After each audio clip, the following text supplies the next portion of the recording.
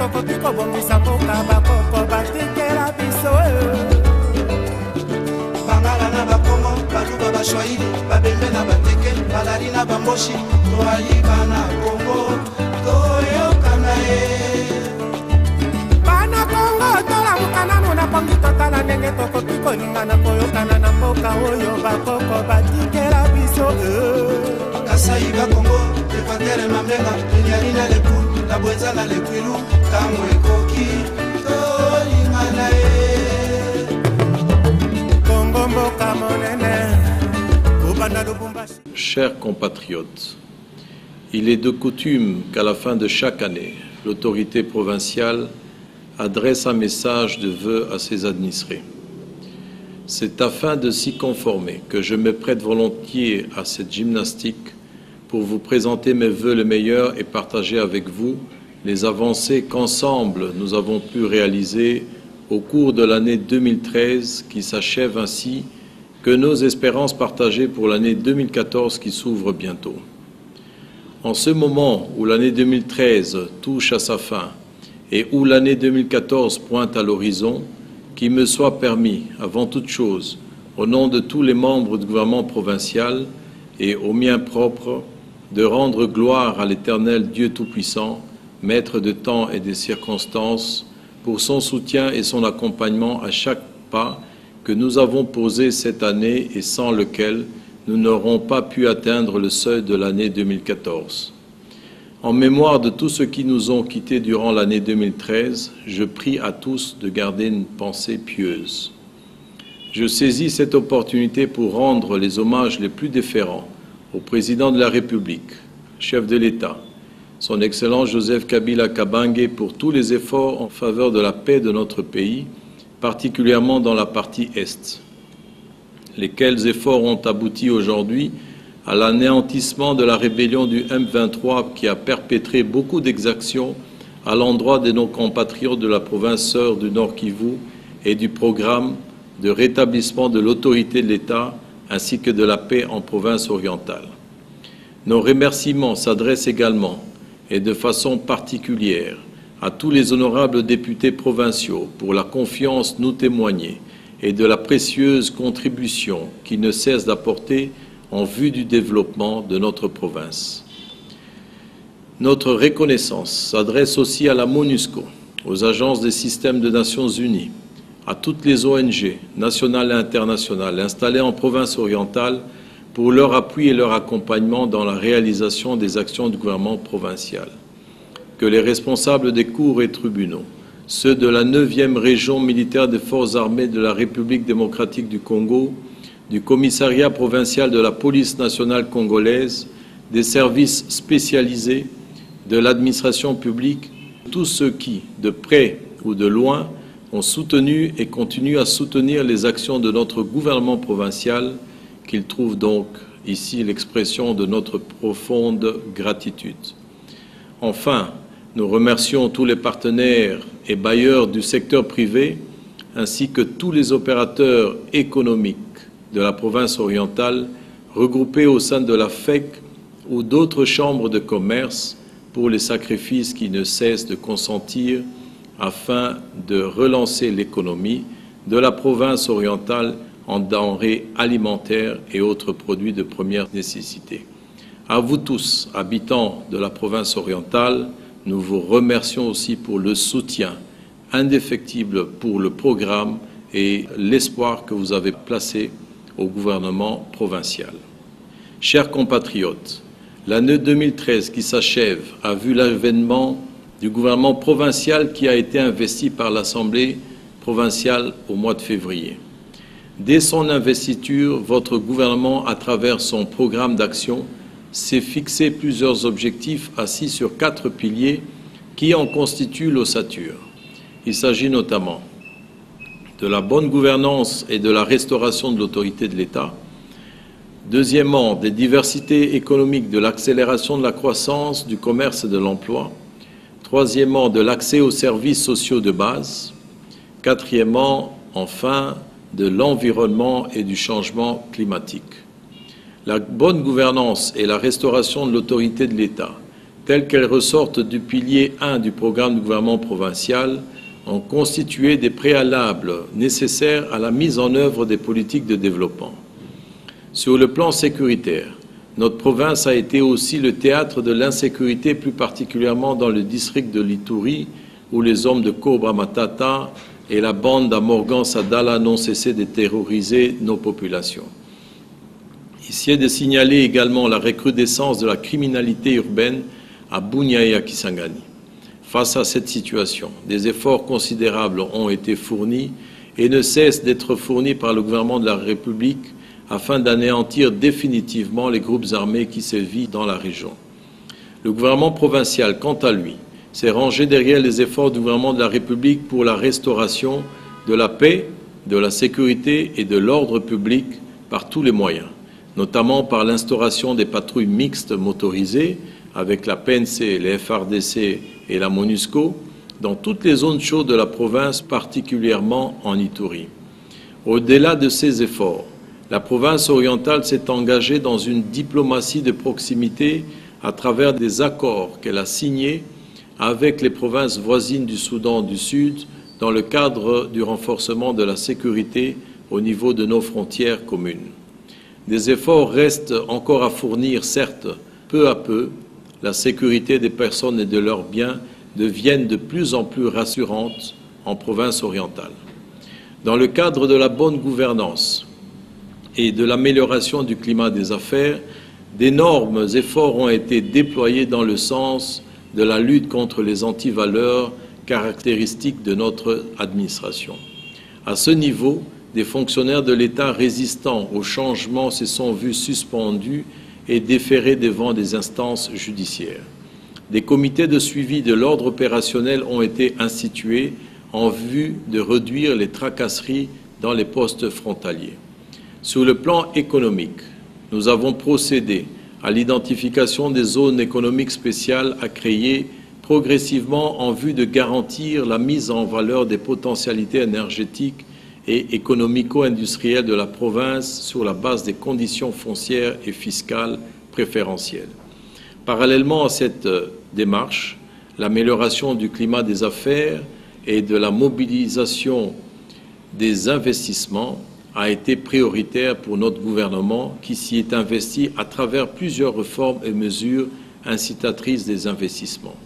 C'est ainsi que le pilier 2 de notre programme consacré à la diversité économique, à l'accélération de la croissance, au commerce et à l'emploi,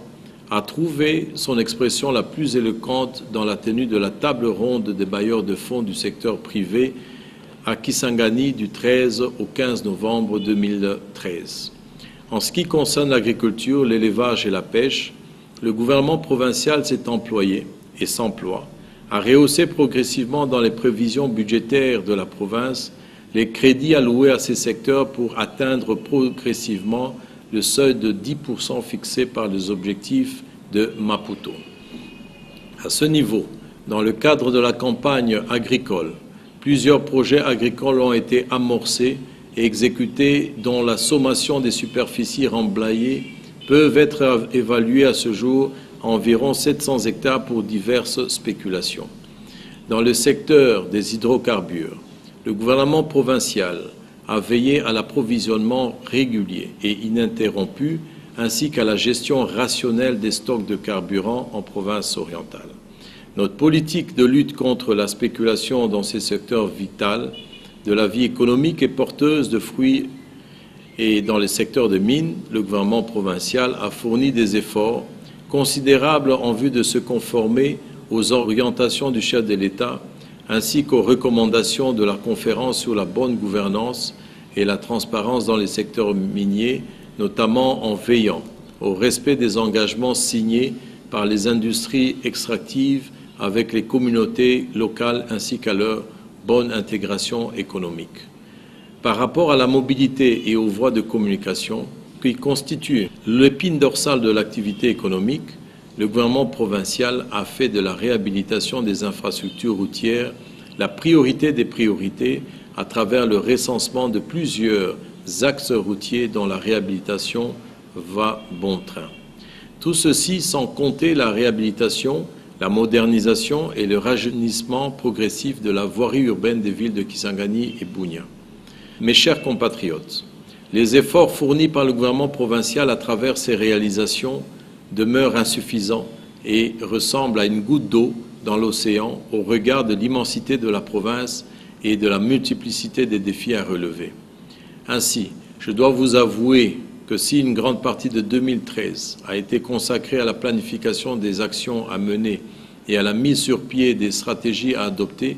l'année 2014 doit être l'année de travail effectif où les objectifs assignés au gouvernement provincial devront être atteints. Ainsi, en projection de l'année qui commence, nous avons amorcé le projet de création des plateformes logistiques au niveau des postes frontaliers de la province afin de faciliter les importations et les exportations qui constituent le nerf de l'économie de notre province. Nous sommes également au point de lancer un certain nombre de projets de construction et de réhabilitation des infrastructures scolaires et sanitaires. Il est de signaler ici que tous ces projets ont été soumis à la Direction générale des marchés publics qui les a sanctionnés des avis de non-objection qui les rendent ainsi prêts à être exécutés sur financement des crédits d'investissement en province. Dans le cadre de notre pilier et entrée à la restauration de l'autorité de l'État, nous sommes au point de lancer un vaste projet de construction des bâtiments administratifs des secteurs et chefferies. Je dois vous informer que ces projets ont, comme les précédents, fait l'objet d'un avis de non-objection et suivent actuellement le circuit normal de la procédure de passation des marchés publics. En plus de ces projets relatifs aux infrastructures, nous comptons bientôt constituer le portefeuille provincial à travers la création des premières entreprises publiques provinciales qui devront fonctionner comme des sociétés commerciales à part entière bénéficiant du partenariat du secteur privé. Je dois vous avouer qu'en ce moment même, le noyau de ces futures entreprises sont en train d'être constitués à partir notamment de l'acquisition du patrimoine du complexe sucrier de l'Otokila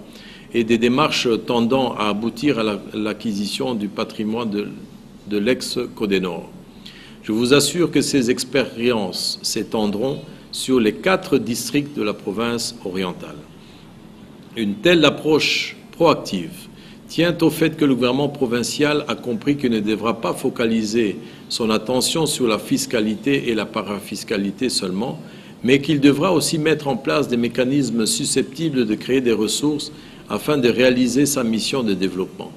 L'année 2014 qui commence va voir certainement le démarrage des projets du secteur immobilier à travers la rénovation urbaine de la ville de Kisangani et la construction des logements sociaux. Mes chers compatriotes, la liste des actions que le gouvernement provincial devra entreprendre au cours de l'année 2014 ne peut pas être exhaustive. Toutefois, je veux vous rassurer que l'ambition du gouvernement provincial est de réaliser toutes les actions contenues dans son programme d'action de développement. C'est d'ailleurs pour cette raison qu'une table ronde de bailleurs avait été organisée à Kisangani au mois de novembre. Cette dernière était considérée comme une vitrine qui nous avait permis de parler de la province orientale, d'insister sur les secteurs porteurs de croissance et de faire un état des lieux des potentialités de la province. Bref, de vendre l'image de la province orientale à l'endroit des partenaires bilatéraux et multilatéraux ainsi qu'aux institutions financières internationales. Et ça a été chose faite. Des multiples souscriptions d'ailleurs ont été effectuées à l'issue de ces assises dont les résultats sont palpables. À ce jour, on peut signaler le démarrage des travaux d'asphaltage du boulevard de la Révolution de Bunia sur financement de l'AGK, de la libération d'une somme de 400 000 $ par la fondation Raoudji en vue de la réhabilitation de l'atelier de Kisangani, de la disponibilité de 10 bourses d'études à l'étranger en faveur des étudiants de la province par la même fondation,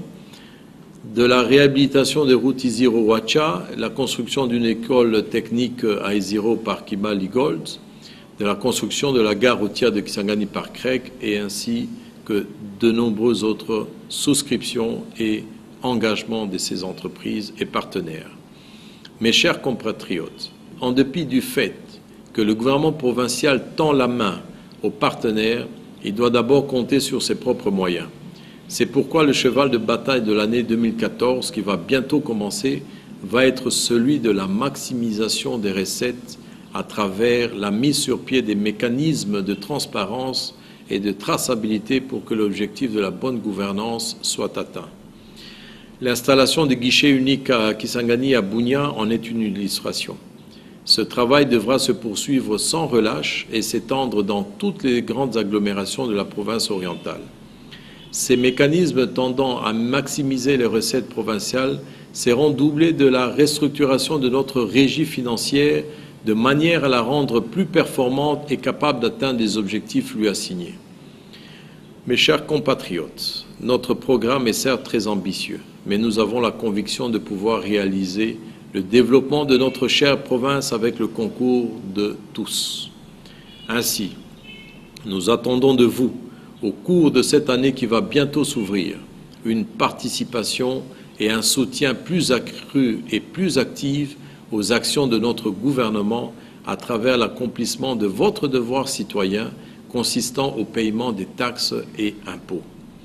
Le gouvernement provincial vous assure qu'il ne ménagera aucun effort tout le long de l'année 2014 en vue de la réalisation de la révolution de la modernité en province orientale, quels que soient les obstacles qu'il pourra rencontrer sur son chemin. Avec notre ferme volonté et notre détermination doublée d'une gestion orthodoxe des finances publiques, tous les espoirs sont permis pour 2014. Ainsi, je vous souhaite une bonne et heureuse année 2014, que cette nouvelle année nous apporte la paix, le bonheur, la prospérité, la longévité, le succès, l'amour et la cohésion. Que Dieu bénisse la République démocratique du Congo, que Dieu protège la province orientale et son peuple. Je vous remercie.